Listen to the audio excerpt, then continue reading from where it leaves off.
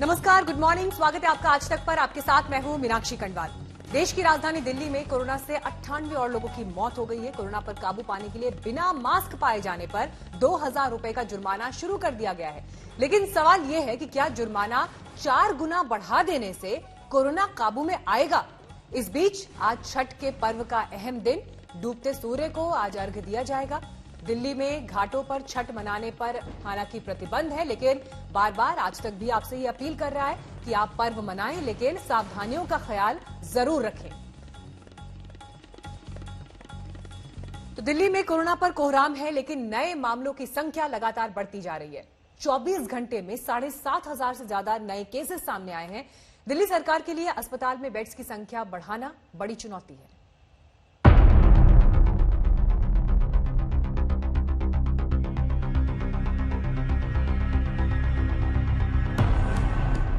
दिल्ली में कोरोना पर काबू पाने की हर कोशिश नाकाम होती दिख रही है। हर नए दिन के साथ साथ कोरोना के आंकड़े खौफ पैदा कर रहे हैं। पिछले 24 घंटे में कोरोना से 98 लोगों की जान चली गई।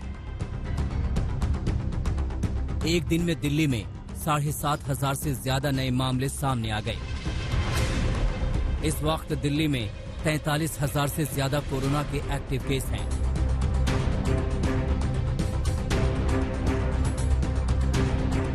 कोरोना मामलों की बढ़ती संख्या को लेकर अस्पताल में इंतजाम दुरुस्त करने की तैयारी चल रही है। दिल्ली सरकार ने फैसला किया कि दिल्ली में मास्क नहीं पहना तो अब 2000 रुपए का जुर्माना भरना होगा। पहले ये जुर्माना 500 रुपए का था। प्राइवेट अस्पतालों के आईसीयू में 80% बेड कोरोना मरीजों के लिए रिजर्व होंगे। ये आदेश पहले से जारी था, लेकिन अब इसे सख्ती से लागू किया जाएगा। प्राइवेट अस्पतालों के नॉन आईसीयू बेड 60% तक रिजर्व होंगे। बहुत सारे लोग मास्क पहन रहे हैं, लेकिन कई लोग अभी भी मास्क पहनते नहीं हैं। तो लोगों को मास्क पहनवाने के लिए कई बार जब कहने से बात नहीं बनती तो फिर थोड़ा सा टाइट करना पड़ता है। तो फाइन अभी 500 रुपये था, इसको बढ़ा के 2000 रुपये फाइन किया जा रहा है कि जो मास्क नहीं पहनेगा उसके ऊपर 2000 रुपये का फाइन लगाया जाएगा। दिल्ली के स्वास्थ्य मंत्री सत्येंद्र जैन का दावा है कि इससे प्राइवेट अस्पतालों में 2644 बेड कोरोना के इलाज के लिए बढ़ जाएंगे। गृह मंत्रालय की तरफ से कोरोना के इस बेकाबू रफ्तार से निपटने के लिए बड़ी तैयारी की जा रही है। दिल्ली के छतरपुर में कोविड केयर सेंटर के 500 आइसोलेशन बेड के साथ ऑक्सीजन की सुविधा दी जाएगी। छतरपुर और शकूर बस्ती के कोविड सेंटर में अतिरिक्त सुरक्षा बल से आए 50 डॉक्टरों की नियुक्ति की जाएगी। शकूर बस्ती रेलवे स्टेशन पर रेल कोच में बने 800 बेड अब तैयार हो रहे हैं।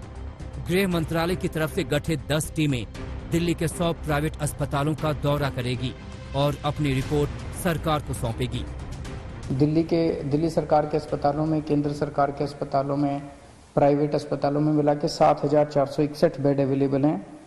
लगभग 446 आईसीयू अभी अवेलेबल हैं। 450 के करीब मोटा मोटा मान लेते हैं आईसीयू अवेलेबल है। गृह मंत्रालय ने हरियाणा और यूपी सरकार को भी निर्देश दिए हैं कि एनसीआर के प्राइवेट अस्पतालों का इसी तरह सर्वे कराएं। इस बीच दिल्ली नोएडा बॉर्डर पर कोरोना का रैंडम टेस्ट करने की शुरुआत हो चुकी है। अभियान के दूसरे दिन 178 लोगों की जांच की गई, जिसमें 9 लोग पॉजिटिव पाए गए। पंकज जैन के साथ कुमार कुणाल, दिल्ली आज तक।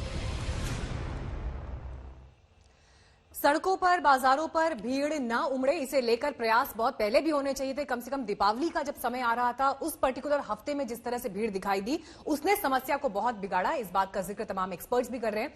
लेकिन दिल्ली सरकार ने जिस नए फैसले का जिक्र किया, हम आपको दिखाते हैं सड़कों पर हालात। जब लोग पकड़े गए, मास्क नहीं पहना हुआ था, तो क्या हुआ जरा देखिए। आ गया ना सर? अभी तो नहीं, हमारे पास अभी नोटिफिकेशन सर, ये पर्ची दिखा दीजिएगा एक बार जरा। रिटर्न में नहीं आया नोटिफिकेशन। 500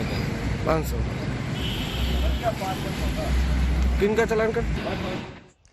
और इस वक्त इस पूरे मामले को लेकर क्या व्यवस्था है, आपको एक्सपर्ट कमेंट्स देने के लिए हमारे साथ पैनल में डॉक्टर्स मौजूद हैं। डॉक्टर एमसी मिश्रा एम्स के पूर्व निदेशक हैं, वो जुड़ गए हैं पैनल पर चर्चा के लिए। डॉक्टर राजेश एम पारिक मुंबई से मौजूद है हमारे साथ, आप डायरेक्टर हैं medical research and neuropsychiatrist Jaslok hospital and research centre Mumbai. इसके अलावा हमारे साथ अरविंद ओझा भी मौजूद हैं। डॉक्टर्स के पास हम चलेंगे, उनसे समझेंगे परिस्थितियों को। लेकिन अरविंद, पहले ये बताइए, 500 रुपए से लेकर 2000 रुपए का चालान करने की बात की जा रही है अगर लोगों ने मास्क नहीं पहना होगा सफर करने के दौरान। लेकिन देखिए, राजनीति तो इस पर भी शुरू हो गई है।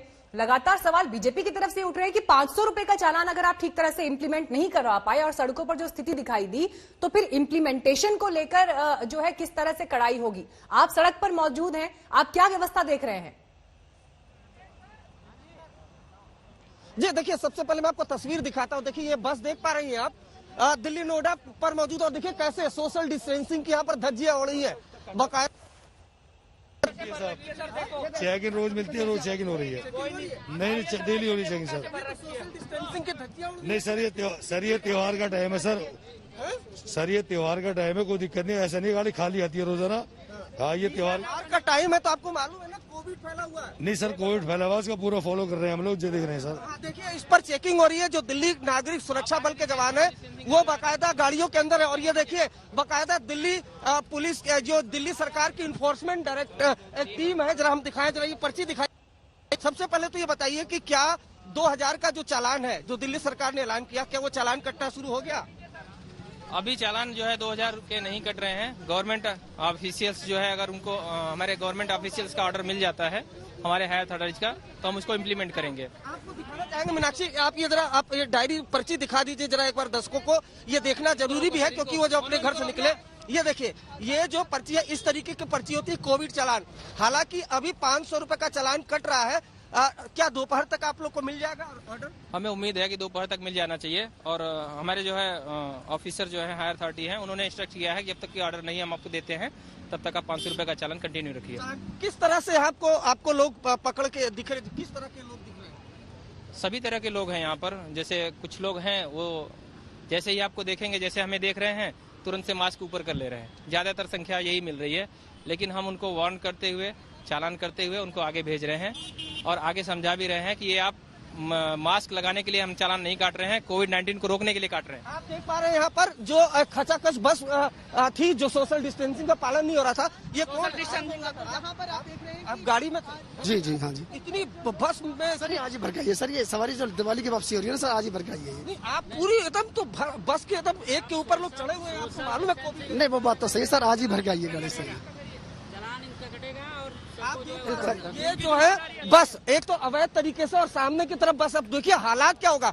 दूसरे राज्य से दिल्ली में एंट्री हो रही थी और मीनाक्षी बस में इतनी ज्यादा तादाद में लोग हैं और बाकायदा यहाँ पर ये देख पा रहे हैं, ये जो खादी वर्दी में है दिल्ली नागरिक सुरक्षा, अब यहाँ पर चालान इनका कट रहा है क्योंकि ये बहुत बेहद जरूरी है। यही सबसे बड़ी चुनौती है कि लोगों को इस तरह से जागरूक किया जाए या गंभीरता समझे लोग। और जहां तक मुझे ध्यान है, जब बसेस के लिए नियम बने थे सफर के लिए, तो ये था कि लोग जो बसेस में सीट्स या चेयर है उन पर बैठेंगे और उसमें भी डिस्टेंसिंग के साथ बैठेंगे। खड़े रहने वाली सवारी को तो एंट्री ही बस में नहीं दी जानी थी, लेकिन उसके बावजूद भी आपने लाइव दिखा दिया कि हालात क्या है यहाँ पर। डॉक्टर मिश्रा, मैं आपसे एक कॉमेंट चाहूंगी फटाफट, क्योंकि हालांकि ये एडमिनिस्ट्रेशन को देखना है, लेकिन मेडिकल फील्ड के एक्सपर्ट होने के नाते ऐसा लग रहा है सड़कों पर व्यवस्था ये है कि सब चलता है। बिल्कुल, देखिए मैं ऑफिस में बैठा हूं, मैं अकेला हूं और ये मास्क मैंने फिर भी लगाया। कोई भी आता है immediately I put on my mask. तो ये सबसे बड़ी वैक्सीन, सबसे बड़ा इलाज आज की तारीख में सबके लिए है। हर एक को ये मानना चाहिए कि आपको भी वायरस है और कई तरह के दूसरे वायरस भी हो सकते हैं, कोविड भी हो सकता है और इसमें लापरवाही आपकी जानलेवा साबित हो सकती है। चाहे ऐसा मत समझिए कि किसी और को हो रहा है मेरे को नहीं होगा। तो इसलिए ये एनफोर्समेंट बहुत ज़रूरी है। मीनाक्षी, आपको पता है कि हेलमेट लगाने से हेड ट्रॉमा बचता है। 100 व्यक्ति प्रतिदिन हेड इंजरी की वजह से हेलमेट न लगाने से हमारी सड़कों पर उनकी मौत हो जाती है। कितना हम लोग कहते हैं, उसके बावजूद लोग नहीं मानते हैं, अपनी जान हथेली पर लेके जाते हैं। ये समस्या बिहेवियरल जो इश्यूज हैं आदमी कैसे व्यवहार करे, सर, ये डिसिप्लिन रखे। अप्रोच क्यों आ गया है जनता के भीतर? ये अप्रोच क्यों आ गया है कि सब चलता है, ठीक है, हमें नहीं होगा, सावधानी ना भी बरतें तो चलता है?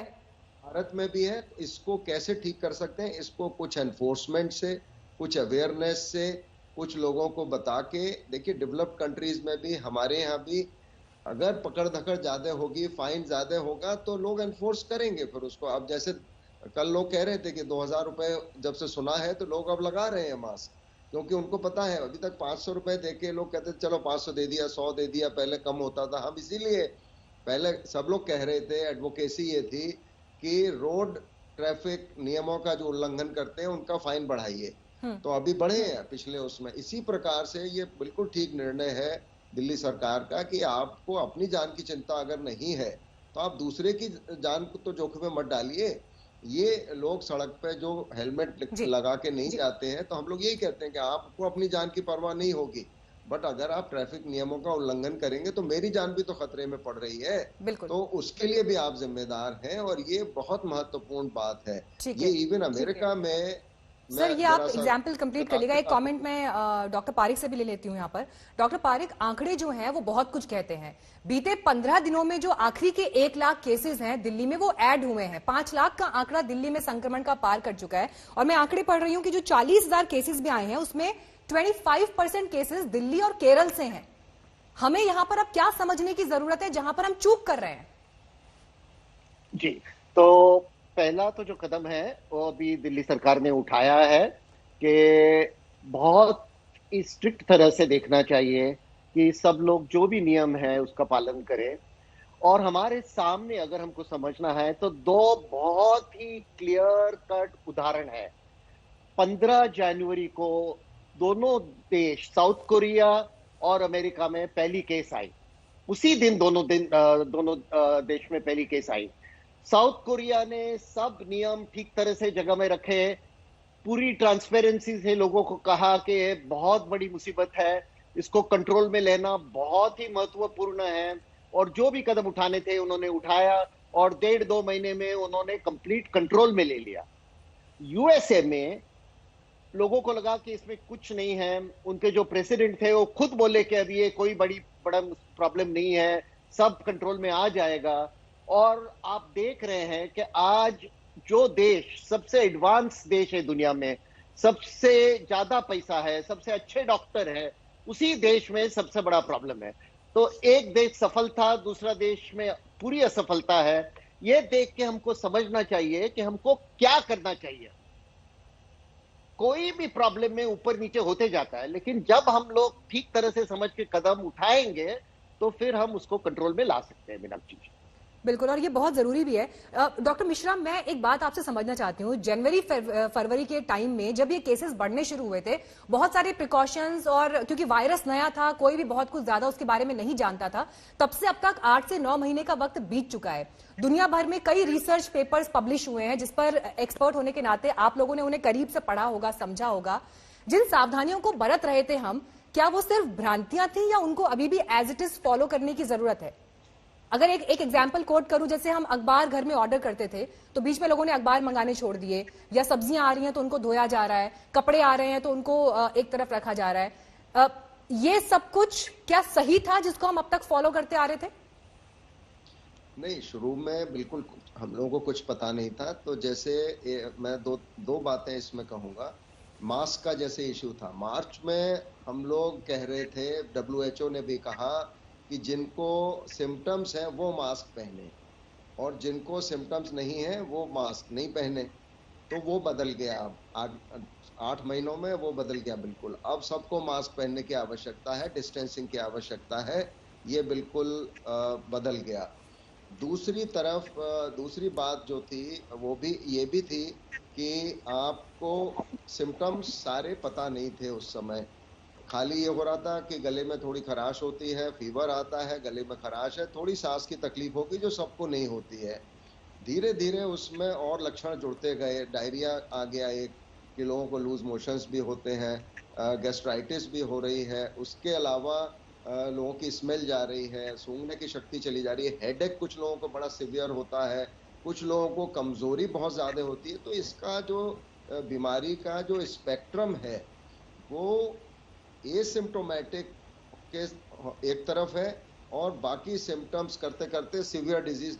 अब लंग का जितना इश्यू था, थ्रोम्बोएम्बोलिज्म जो क्लॉट हो जाता है ब्लड में, उसका बारे में नहीं पता था उस समय। तो ये जो बातें हैं ये बहुत समय के साथ पता लगी जितने रिसर्च पे। अब कॉन्टैक्ट ट्रेसिंग जो आपने मेन पूछा, क्या सरफेसेस से, अखबार से या कोई भी आपको डिलीवरी हो रही है, पैकेट पे गत्ते का पैकेट है या स्टील का है या कुछ है, तो मैं ये कहूँगा अब जो रिसर्च सामने आई है तो कांटेक्ट से बेसिकली बहुत कम इस ट्रांसमिशन है बीमारी का। लोगों को अपने अगर हैंड हाइजीन कर रहे हैं, धो रहे हैं, साबुन से हाथ धो लेते हैं, कुछ भी बाहर से आने के बाद, लिफ्ट यूज करने के बाद या कोई चीज छूने के बाद, तो उसमें कोई रिस्क नहीं है। सब्जी वगैरह में भी ये आपने बहुत यहाँ पर यूजफुल जानकारी हमारे दर्शकों को दी डॉक्टर मिश्रा। दिल्ली के पड़ोसी राज्य हरियाणा में कोरोना संकट की चुनौती अलग तरह की है। हफ्ते पहले बड़ी कक्षा के स्कूल खोले गए थे और 2 ही हफ्तों में राज्य के कई जिलों के स्कूल्स में कोरोना के मामले सामने आने लगे।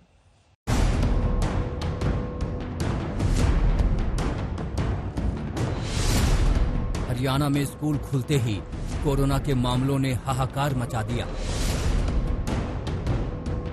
एक के बाद एक हर शहर के स्कूल में बच्चे और शिक्षक कोरोना की चपेट में आने लगे।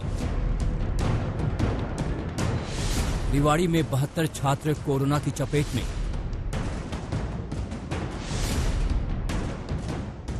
जींद में 19 छात्र और शिक्षक कोरोना पॉजिटिव।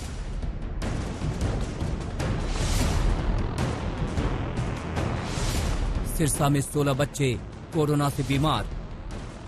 कैथल, महेंद्रगढ़ और हिसार के आंकड़ों को भी जोड़ लें तो अभी तक हरियाणा के स्कूलों में कोरोना के 147 मामले आ चुके हैं। कोरोना के मामलों में रेवाड़ी का आंकड़ा सबसे खतरनाक है। स्कूल खुलने के बाद जिले के 12 सरकारी स्कूलों में 837 बच्चों का कोरोना टेस्ट कराया गया, जिसमें से 72 बच्चे कोरोना पॉजिटिव निकले। जहां कोरोना के मामले निकले उन स्कूलों को तो बंद कर दिया गया, लेकिन बाकी स्कूल के बच्चे भी डरे हुए हैं। हम ये चाहते हैं सरकार हमारे और सख्त कानून करे ताकि हमारी पढ़ाई में भी कोई प्रॉब्लम ना हो और हम अच्छे से पढ़ सके और हमारे अच्छे से पढ़ाई की जा सके। और कोरोना को देखते हुए बहुत सारे केसेस आ रहे हैं स्कूलों में, तो इससे भी बचाव के लिए हमारे स्कूलों को और अच्छे से प्रोटेक्शन दी जाए। हरियाणा की जींद में भी अब तक 11 छात्र और 8 टीचर कोरोना पॉजिटिव मिले हैं। ये तो उस स्कूल जब वो करेगा इन्फॉर्म डीओ को, तो डीओ उनको इंस्ट्रक्शन देंगे कि क्या किया जाए।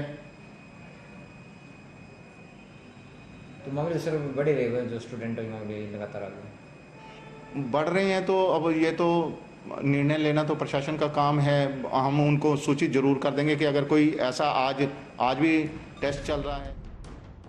हरियाणा सरकार ने कोरोना को लेकर तमाम तरह की गाइडलाइंस के साथ 9वीं से 12वीं क्लास तक के स्कूलों को खोलने का आदेश दिया था, लेकिन स्कूल खुलने के महज 2 हफ्तों में ही हरियाणा के स्कूलों में कोरोना के मामले तेजी से सामने आने लगे। जिन स्कूलों में कोरोना के मामले सामने आए हैं उन्हें 14 दिनों के लिए बंद कर दिया गया है। वहीं सभी स्कूलों में कोरोना की जांच के आदेश दिए गए हैं। हरियाणा सरकार का कहना है कि जरूरत पड़ी तो स्कूल खोलने का आदेश भी वापस लिया जा सकता है। हम आगे और चौकसाई बरतेंगे। वैसे तो हमने खैर पहले ही खूब उसमें कर रखा है, चाहे सोशल डिस्टेंसिंग की बात है, चाहे मास्क लगाने की बात, सैनिटाइज की बात, सब पे ध्यान दे रहे हैं। लेकिन ये सारा कुछ ध्यान देने के बावजूद भी अगर बाहर से कई बार हो सकता है कि किसी बच्चे को बाहर से है और वो आएगा तो उसके समस्या तो होती है, और इसके लिए बहुत लंबे टाइम तक स्कूलों को बंद भी करके रखा है। इसी स्कूलों से आ रही रिपोर्ट को देखते हुए अंबाला के स्वास्थ्य विभाग ने विशेष टीमें गठित कर शहर के कई शिक्षण संस्थानों में चेकिंग अभियान चलाया। इस दौरान शिक्षण संस्थानों में छात्र छात्राएं बिना मास्क के मौजूद मिले। डॉक्टरों ने यहां से टेस्ट के लिए सैंपल भी लिए। अब सवाल उठ रहे हैं कि कोरोना महामारी के बीच स्कूल खोलने में फैसला जल्दबाजी में तो नहीं लिया गया। हरियाणा में कोरोना गाइडलाइंस के तहत स्कूलों को खोल दिया गया है, लेकिन महज 2 हफ्तों में 200 के करीब छात्र और अध्यापक पॉजिटिव पाए जाने से सनसनी मच गई है। लिहाजा सरकार इस फैसले पर दोबारा विचार कर रही है और बहुत जल्द इन स्कूलों को बंद करने का फैसला भी लिया जा सकता है। कैमरामैन गुंजीत कुमार के साथ सत्येंद्र चौहान, चंडीगढ़, आज तक। तो हमने आपको दिखाया सीधे ग्राउंड से देश की राजधानी दिल्ली में किस तरह से कोरोना के केसेस बढ़े हैं। बीते 24 घंटे में भी 7,500 से ज्यादा केसेस आए हैं, 98 लोगों की मौत हुई है। लेकिन सबसे ज्यादा बात इस वक्त मास्क को लेकर लोग कड़ाई से पालन करें। कर्फ्यू मास्क को लेकर जो फैसला लिया गया है 500 से 2,000 का चालान, इसे लेकर तस्वीर जो है वो दिखाई दे रही है। लेकिन आपको हम अहमदाबाद की हालत भी दिखाते हैं, क्योंकि वहां पर 60 घंटे के कर्फ्यू के ऐलान के बाद कालूपुर मार्केट में भीड़ उमड़ पड़ी। बड़ी तादाद में लोग पैनिक बाइंग करने लगे। ये आज सुबह की तस्वीर है। अब देखिए आप इस तस्वीर में कहां आपको सोशल डिस्टेंसिंग दिखाई दे रही है और खासतौर पर कर्फ्यू लगाया गया ताकि लोग सुरक्षित रहें। लेकिन सुबह होते होते दहशत की वजह से लोगों को लगा कि ना जाने फिर कब बाहर निकल पाएंगे, कहीं लॉकडाउन ना लग जाए, तो सीधे मार्केट्स की तरफ लोगों ने रुख किया और पैनिक बाइंग की एक ये तस्वीर दिखाई दे रही है कि सामान घर में स्टोर कर लें, और उसकी वजह से ये भीड़ एक साथ एक इलाके में नजर आ रही है। सोमवार सुबह 6 बजे तक कर्फ्यू घोषित किया गया। स्कूल खोलने का फैसला टाल दिया गया। आज रात 9 बजे से अहमदाबाद में कर्फ्यू लग जाएगा। ये कर्फ्यू सोमवार सुबह 6 बजे तक रहेगा और उसके बाद रात को 9 बजे से एक बार फिर रात्रि कर्फ्यू इम्पोज हो जाएगा। इस वक्त हम मौजूद है मणिनगर इलाके में और यहाँ पे आप देख सकते हैं जो सब्जी की दुकान है वहाँ पे काफी ज्यादा भीड़ है, क्योंकि आज रात से 2 दिन के लिए कर्फ्यू लगने वाला है। वैसे में लोगों को सिर्फ दूध और दवाई जैसी आवश्यक जो चीजें हैं वही मिलेगी। लोगों से भी बात करते हैं। ये बताइए कि आप लोग सब्जी लेने आए हैं, आज रात से कर्फ्यू इम्पोज हो रहा है। बिल्कुल, देखिए कर्फ्यू इम्पोज हो रहा है और यही वजह है कि लोग 2 दिन के लिए अपनी जो सब्जी है वो सारी चीजें ले रहे हैं, क्योंकि दूध और मेडिसिन यही चीजें मिलने वाली है। जिस तरीके से कोरोना के मामले गुजरात में बढ़े और खास करके दिवाली के बाद जिस तरीके से मामले बढ़े हैं, उसके बाद प्रशासन की ओर से ये फैसला लिया गया है और आज रात 9 बजे से अहमदाबाद में कर्फ्यू इम्पोज हो जाएगा, जो कि अगले 60 घंटे तक रहेगा। गोपी गांगर, अहमदाबाद, आज तक। तो इस बात की आशंका तमाम एक्सपर्ट्स पहले से ही लगा रहे थे कि जैसे ही त्योहारों का सीजन आएगा उसके बाद केसेस में बेतहाशा वृद्धि होगी, और वैसा ही इस वक्त दिखाई दे रहा है। देश के अलग अलग हिस्सों में देश की राजधानी दिल्ली बहुत ज्यादा प्रभावित हुई है, जहां पर 7,000 का एवरेज चल रहा है, जिसके हिसाब से केसेस बढ़ रहे हैं। लेकिन इसके बाद मुख्यमंत्री अरविंद केजरीवाल ने भी प्रेस कॉन्फ्रेंस में ये कहा कि ढील दिखाई दे रही है, इसलिए लोगों को टाइट करना जरूरी है। और यही वजह है कि अब मास्क ना पहनने पर जो जुर्माना है उसको 500 से बढ़ाकर 2,000 करने के बारे में विचार हो रहा है। हालांकि नोटिफिकेशन अभी किनका चालान कर ऑफिशियल्स के पास नहीं पहुंचा। अभी 500 का चालान कट रहा है, 2,000 का 500 का सर 2,000 वाला आ गया ना सर? अभी तो नहीं, हमारे पास अभी नोटिफिकेशन सर, ये पर्ची दिखा दीजिएगा एक बार जरा। रिटर्न में नहीं आया नोटिफिकेशन। 500 का 500 किनका चालान कट सर? ये अभी 500 का चालान कट रहा है, 2,000 का 500 का सर 2,000 वाला आ गया ना सर? अभी तो नहीं, हमारे पास अभी डॉक्टर पारिक हमारे साथ मौजूद हैं। डॉक्टर पारिक, मैं चाहूंगी कि आप हमारे व्यूअर्स को थोड़ा इस मामले में जानकारी दें कि जिस तरह से अब सर्दियों की शुरुआत हुई है, पॉल्यूशन की जो एक तस्वीर बीते दिनों थी, ऐसे में लोगों को कॉफिंग होना, सर्दी जुकाम, ये एक कॉमन फ्लू के जो लक्षण होते हैं, कैसे लोग फर्क करेंगे कोरोना के लक्षण में और इसमें? देखिए, ये बहुत ही मुश्किल चीज है। लोगों को यही सोचना चाहिए कि अगर इनको ये कोई भी लक्षण आ जाए तो तुरंत टेस्टिंग करवाना चाहिए, क्योंकि उसका उपाय एक ही है और वो ये है कि बहुत ही टेस्टिंग करना चाहिए। देखिए, हमने हमारी कोरोना वायरस की किताब जो जनवरी फरवरी में लिखी थी, उसमें भी हमने 750 रेफरेंस पढ़ के लिखा था कि टेस्टिंग बहुत ही जरूरत है। जिन देशों में टेस्टिंग हो रहा है, जैसे साउथ कोरिया में पूरी सफलता हम प्राप्त कर पाए हैं, तो किसी को भी कोई भी लक्षण आ जाए तो तुरंत अपने डॉक्टर के साथ उन्होंने बात करना चाहिए और फिर टेस्टिंग करनी चाहिए, क्योंकि अगर वो समझेंगे कि हम लोग देख देखें कि फ्लू है क्या है, तो तब तक ये बहुत फैल सकता है। डॉक्टर पारिक, दिल्ली सरकार ये कह रही है कि हम बहुत ज्यादा टेस्ट कर रहे हैं, इस वजह से जो नंबर्स हैं संक्रमण के दिल्ली में वो बहुत ज्यादा दिखाई दे रहे हैं, और बाहर से आए हुए लोग जो यहाँ इलाज कराते हैं उनका नंबर भी इस फिगर में जुड़ जाता है। आप इसके बारे में क्या सोचते हैं? मीनाक्षी जी, ये बिल्कुल सही है, लेकिन जब केसेस होंगे तभी आपको नंबर्स में ज्यादा दिखेंगे ना। तो ये बात ठीक है कि ज्यादा टेस्टिंग हो रही है तो नंबर्स बढ़ने वाले हैं, तो इसका अर्थ यही है कि हमको और भी ज्यादा टेस्टिंग करना चाहिए, क्योंकि जितना हम लोग ज्यादा टेस्टिंग करेंगे उतना जल्दी हम लोग इसको कंट्रोल में ला पाएंगे।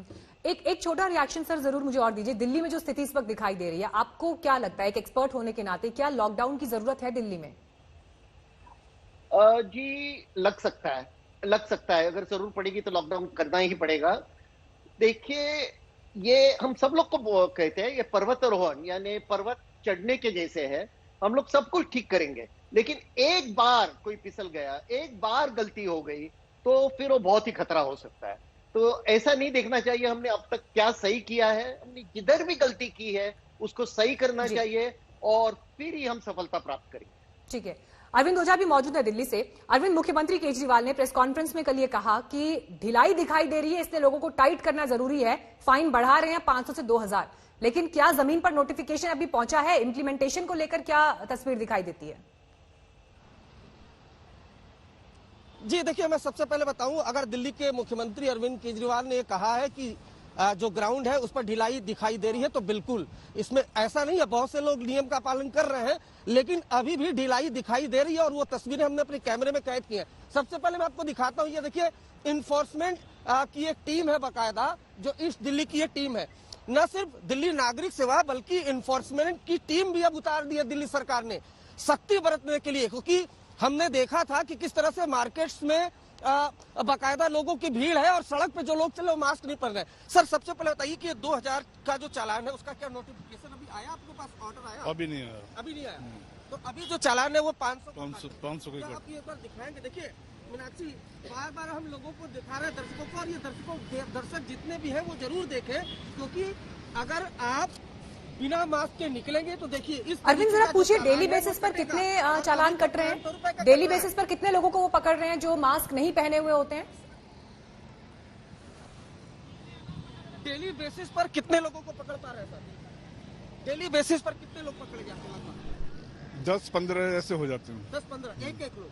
सर, आप अगर डेली की बात करें, कितने चालान काट ले रहे हैं? ये अराउंड 20 के आसपास हम लोग रह जाते हैं। अच्छा। ठीक है ना, और उसमें जो है थोड़ा ट्रैफिक भी हमको देखना पड़ता है। अच्छा। अगर थोड़ा ट्रैफिक, क्योंकि पहले है इन लोगों की सेफ्टी है, हम लोगों की सेफ्टी है, तो उसको देखते हुए हमें जो है कोशिश करते हैं ज्यादा से ज्यादा चलान हो, लेकिन जो होते हैं वो 20 के अराउंड ही हो पाते हैं। मुश्किल भी है ये मीनाक्षी, क्योंकि देखिए एक क्लैरिटी चाहिए थी अरविंद, एक क्लैरिटी चाहिए थी अरविंद। ऐसे लोग जो गाड़ी में अकेले सफर कर रहे हैं दिल्ली में, एक क्लैरिटी, जो लोग गाड़ी में अकेले सफर कर रहे हैं दिल्ली में, क्या उन्हें भी मास्क लगाना जरूरी है? क्योंकि इसे लेकर बड़ा कंफ्यूजन दिखाई दिया है बीते दिनों सड़कों पर। नहीं, देखिए, जो लोग अकेले हैं मास्क नहीं लगाए हैं उनका चालान मैंने तो करते नहीं देखा, लेकिन फिर भी हम क्लियर कर दे। क्या आपको ये गाइडलाइन है, अगर कोई शख्स अकेला है, मास्क नहीं पहन रहा है, तो क्या उसका चालान काट रहा?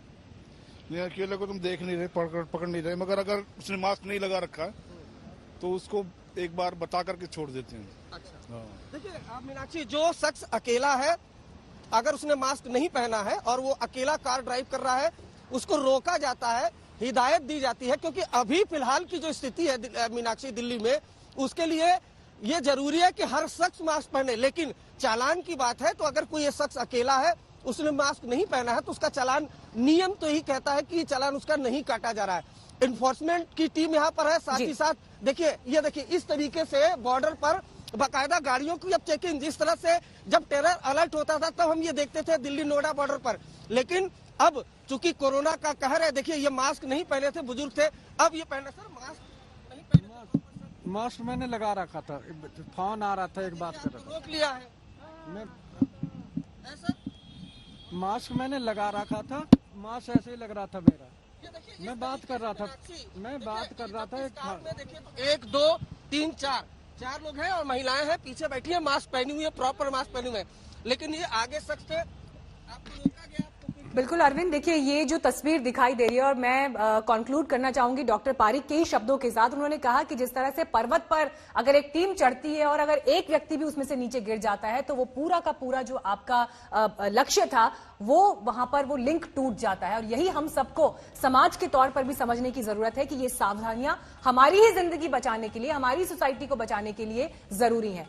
बिहार के बाद अब देश की नजर टिक गई है पश्चिम बंगाल पर, जहां 2021 में विधानसभा का चुनाव है। लेकिन उससे पहले बंगाल की धरती सियासी हिंसा और हत्या से लाल हो रही है। मामला है कूच बिहार का, जहां एक बीजेपी कार्यकर्ता की हत्या के बाद जबरदस्त बवाल मचा। सवाल यह है कि क्या बंगाल में खून बहेगा तभी राजनीतिक दलों को वोट मिलेगा?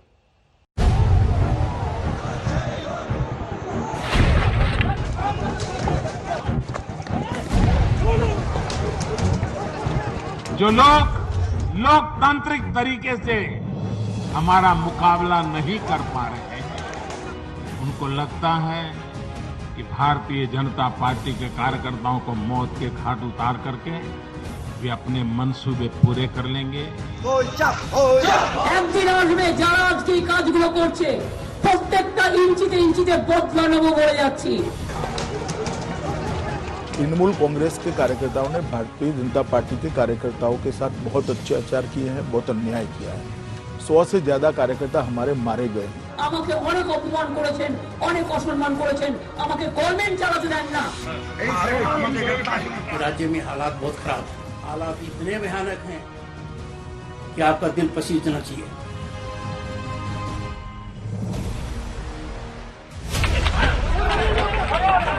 राजनीतिक हिंसा की बिसात पर बंगाल के चुनावों का खतरनाक खेल शुरू हो चुका है। इधर बीजेपी अब की बार 200 पार का हुंकार भर रही है और ममता 22 नवंबर के बाद 600 रैलियां करेंगी। उनका मिशन है बंगाल को बीजेपी से बचाओ। पश्चिम बंगाल में बीजेपी टीएमसी में तनातनी तेज होती चली जा रही है। कूच बिहार में एक 55 वर्षीय बीजेपी कार्यकर्ता कलाचंद करमोकर की हत्या के बाद विपक्ष ने 12 घंटे के बंद का ऐलान किया। विरोध प्रदर्शन के दौरान पुलिस ने बीजेपी कार्यकर्ताओं पर जबरदस्त लाठीचार्ज किया।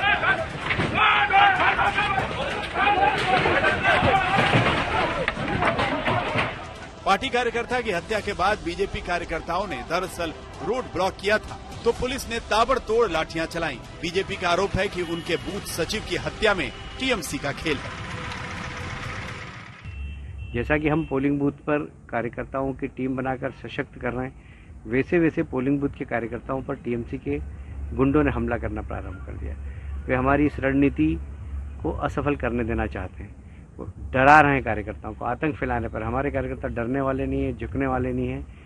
वो बंगाल को सोनार बंगला बनाने का संकल्प ले चुके हैं। पुलिस बीजेपी कार्यकर्ता की मौत को काली पूजा पर 2 क्लब की आपसी लड़ाई का मामला बता रही है। সেই ক্লাবটা গত 2 বছর ধরে দুটো ক্লাব হয়েছে, ভাগ হয়েছে। গত বছরও ওনারা আলাদা আলাদা পূজা করেছিল, এই বছরও ওনারা আলাদাভাবে দুটো পূজা হয়েছে একটা পাড়ার মধ্যে হয়েছে। গতকাল রাত্রি বিসর্জনও পিসফুলি হয়ে গেছে। আজকে সকালবেলা হঠাৎ করে এই 2 ক্লাবের মেম্বারদের মধ্যে এমনি পুরনো একটু বিরোধিতা ছিল, এটা নিয়ে একটু কথা কাটাকাটি হয়। पंचायत चुनाव में मिली सफलता और लोकसभा में 18 सीटों की जीत से उत्साहित बीजेपी आर या पार के संघर्ष में जुटी है। गुजरात मॉडल पर जीत का भरोसा है। বিমান বাবুরা, বুদ্ধ বাবুরা আমাদেরকে এরকম করে দিয়ে গেছে, ঝান্ডা বাহক করেছেন। আর ডাক্তার, ইঞ্জিনিয়ার, প্রফেসর হবে না, পরিযায়ী শ্রমিক হবে, আর সে চাকরি পাবে গুজরাটে, বাংলায় পাবে না। তাই আমরা এটাকে গুজরাট বানাতে চাইছি। हाल ही में बंगाल बीजेपी अध्यक्ष के काफिले पर भी हमला हुआ था। बीजेपी लगातार अपने कार्यकर्ताओं की मौत के मुद्दे को सियासी हथियार बना रही है। उनका आरोप है कि अब तक 116 बीजेपी कार्यकर्ताओं की पश्चिम बंगाल में हत्या हुई है। वहीं टीएमसी का आरोप है कि बीजेपी किसी भी हत्या के मामले को राज्य में उठाकर लाशों की राजनीति कर रही है। आज तक ब्यूरो। नीतीश कुमार की नई नवेली सरकार ठीक से मैदान पर भी नहीं उतरी कि उसका एक विकेट गिर गया। बिहार के शिक्षा मंत्री मेवालाल ने इस्तीफा दे दिया है। भ्रष्टाचार का जिन मंत्री महोदय की कुर्सी खा गया।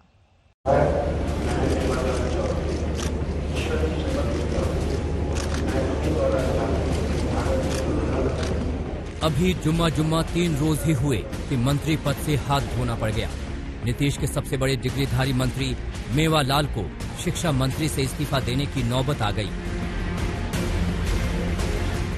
16 नवंबर को खुशी खुशी बिहार के शिक्षा मंत्री बनने वाले मेवालाल चौधरी को शायद ही यकीन होगा कि इतनी जल्दी भ्रष्टाचार का आरोप उनकी कुर्सी ले डूबेगा। भ्रष्टाचार का जिन निकला तो मेवालाल की पढ़ाई धरी की धरी रह गई। कोई ज्ञान काम नहीं आया, लेकिन आरजेडी नेता तेजस्वी यादव नीतीश के ज्ञान पर सवाल उठा रहे हैं। ट्वीट करके बुझते हुए तीर सीएम पर चला रहे हैं। जानबूझकर भ्रष्टाचारी को मंत्री बनाया, थू-थू के बावजूद पदभार ग्रहण कराया, घंटे बाद इस्तीफे का नाटक रचाया।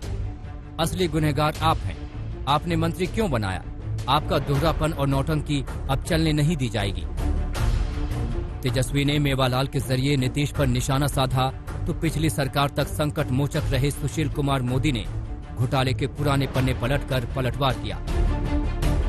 तेजस्वी यादव को भी इस्तीफा देना चाहिए, क्योंकि वो भ्रष्टाचार से जुड़े IRCTC घोटाले में न सिर्फ चार्जशीटेड बल्कि जमानत पर हैं। कोरोना की वजह से ट्रायल रुका हुआ था, किसी भी दिन ट्रायल शुरू हो सकता है। कुछ साल पहले सबौर विश्वविद्यालय का एक मामला सामने आया था। आपके ऊपर अनियमितता के आरोप लगे थे असिस्टेंट प्रोफेसर्स की भर्ती को लेकर। आप पर FIR हुई थी, आपको पार्टी से निलंबित भी किया गया था। आई थिंक ये सब कोई औचित्य यहाँ पे नहीं है। धन्यवाद। मुख्यमंत्री करप्शन फ्री होने की बात करते हैं, तो लेकिन आपके ऊपर इतने अगर गंभीर आरोप लगे थे। वो कुछ नहीं है, ये सब बातें कुछ नहीं है। नहीं, लेकिन जो जांच रिपोर्ट थी उसमें आपने खुद माना था कि आपने कई तरीके की चीजें मैनिपुलेशन वगैरह में आप इन्वॉल्व थे। इस सब पे कुछ ऐसी बात ही नहीं है। जरा विकास के ऊपर बात करें ना, आप किस तरह की विकास हो राज्य में। बिहार की बजबजाती शिक्षा व्यवस्था को दुरुस्त करने की जिम्मेदारी नीतीश कुमार ने मेवालाल चौधरी को सौंपी थी, लेकिन 2017 के आरोप से वो नहीं बच सके। दरअसल 2017 में मेवालाल चौधरी पर भागलपुर के सबौर कृषि विश्वविद्यालय में कुलपति रहते हुए नौकरी में भारी घपलेबाजी करने का आरोप है। उन पर आरोप है कि कुलपति रहते हुए 161 असिस्टेंट प्रोफेसर की गलत तरीके से बहाली की। इस मामले को लेकर उनके ऊपर प्राथमिकी भी दर्ज है। तत्कालीन बिहार के राज्यपाल रामनाथ कोविंद ने उस वक्त मेवालाल चौधरी के खिलाफ जांच के आदेश दिए थे। जांच में मेवालाल चौधरी के खिलाफ लगे आरोपों को सही पाया गया था। मेवालाल के इस्तीफे को नैतिकता का मुलम्मा लगाकर जेडीयू पेश कर रही है, लेकिन विपक्ष लगातार हमलावर है। देखिए, उन पे आरोप लगे थे, हालांकि आरोप बिल्कुल निराधार है।